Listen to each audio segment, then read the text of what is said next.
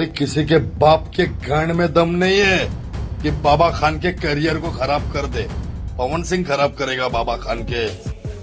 थोड़ा सा लाइमलाइट पाने के लिए ये जिस भूचाल को न्योता दे रहा है वो लाइमलाइट इसका कब खत्म हो जाएगा इसको पता ही नहीं चलेगा। जी हाँ, बाबा नाम का ये शख्स पावर स्टार पवन सिंह को खुलेआम धमकी दे रहा है कि भाई साहब कैसा स्टार, कैसा तू है, कौन सा है, मैं नहीं जानता तुमको।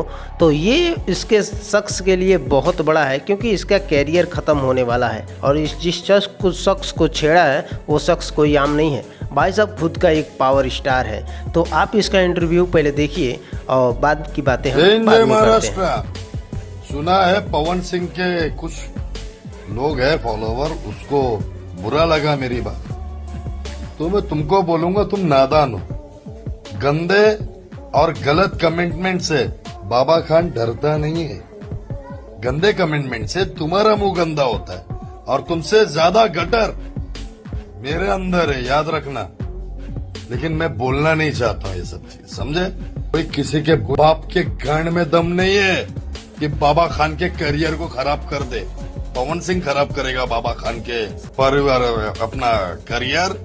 औकात है उसकी, तुम बाप बनाओ, तुम उसको बाप बनाओ। बाबा खान ने महाराष्ट्र की संस्कृति की जो बेइज्जती करेगा उसको बाबा खान जवाब देगा।